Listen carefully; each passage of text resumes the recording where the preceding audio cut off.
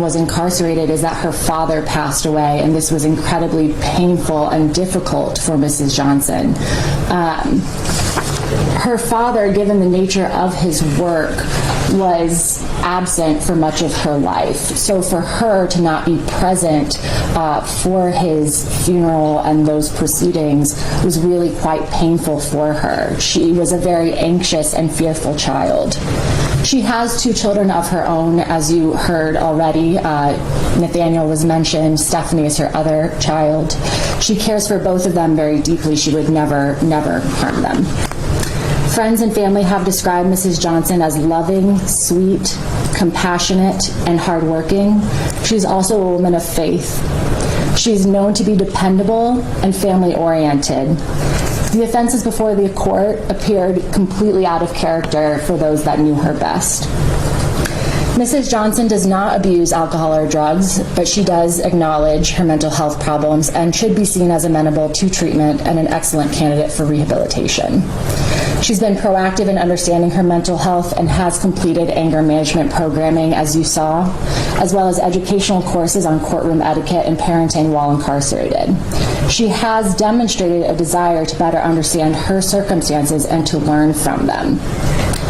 Mrs. Johnson has a stable residence if she is released with friends who will take her in. That has been verified. She's previously maintained steady employment and holds a college degree. She's studied banking and finance and has predominantly held positions in retail in her employment history. What I'm about to say next is not in any way to shift blame to the victim, but we do regularly talk about abuse as a mitigating factor. Mrs. Johnson experienced abuse in her marriage to Robbie Johnson. The two had been married for nearly 18 years. And it is worth repeating, as stated in her letter, that she makes no excuse for her actions before the court.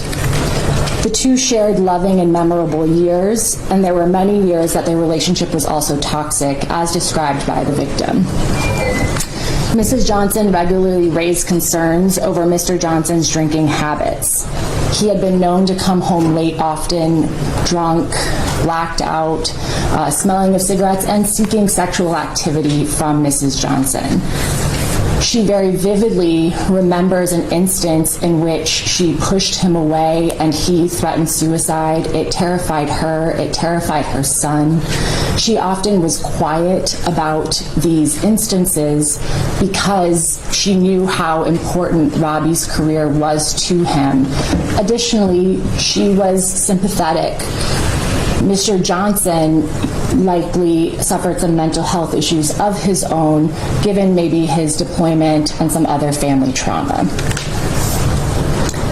But you can't poison somebody over any of that. Understood. And it is not an excuse for her conduct. It is not. And I want to make that very clear, and it was made clear in her letter as well. The two would often accuse each other of infidelity, and his sexual advances were often physically rough and left Mrs. Johnson feeling worthless, confused, anxious, and depressed. And I will stop there. Mrs. Johnson is not violent, nor is she a future threat to Robbie Johnson. The events before the court are unusual in nature and atypical of Mrs. Johnson. They arose out of a marriage that was falling apart. They are separating, they're not going to be living together, and a divorce is pending.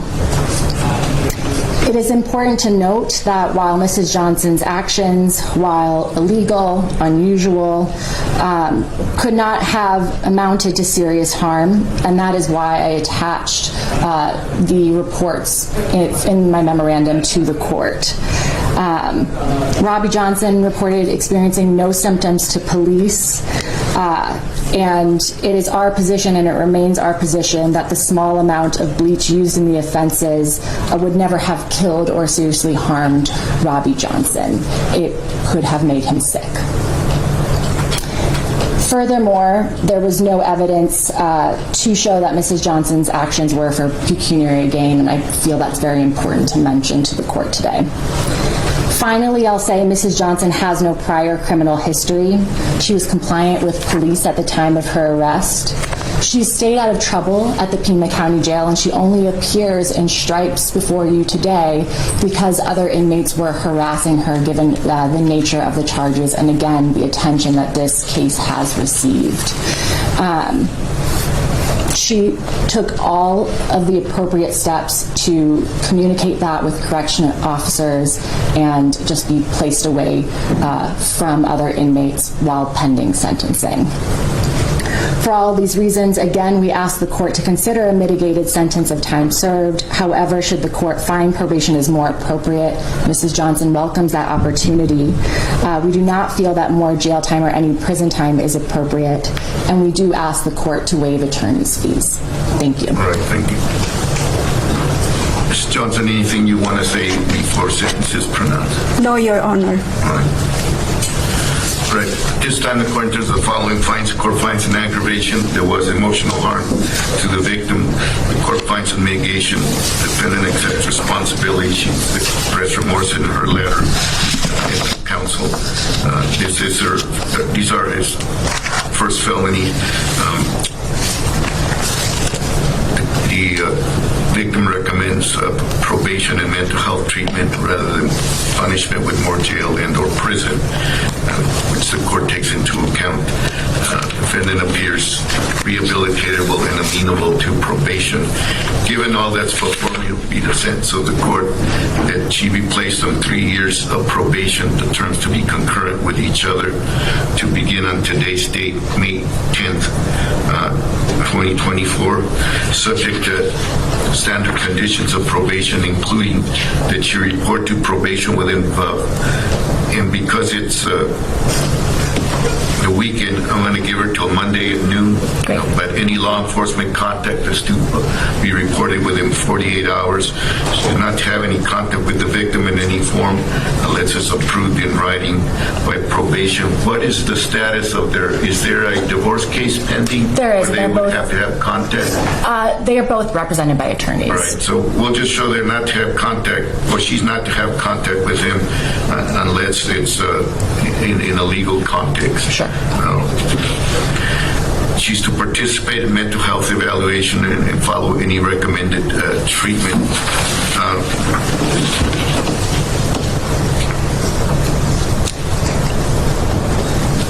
And just the court will order that she not consume or possess any substance containing alcohol.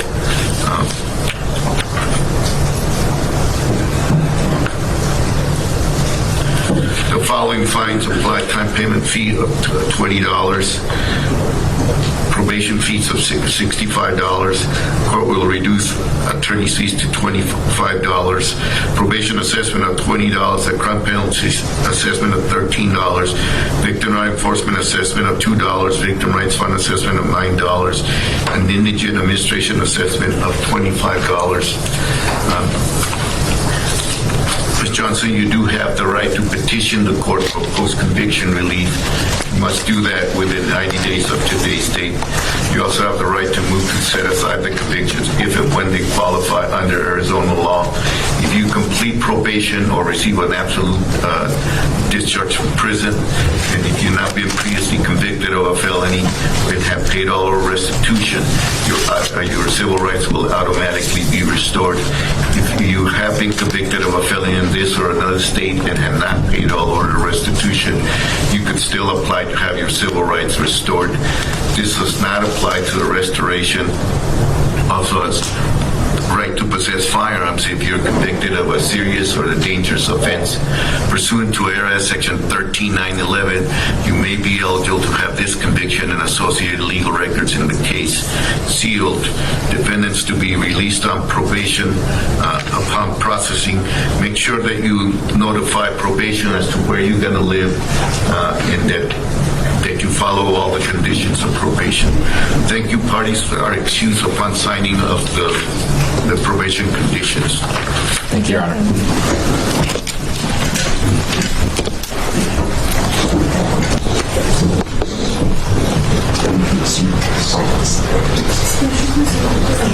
Bolton.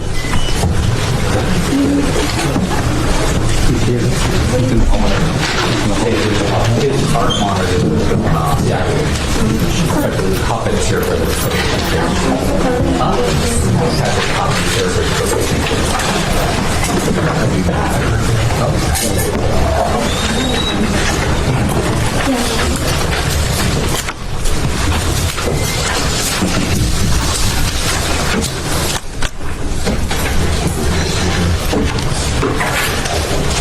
State orders, whatever, keep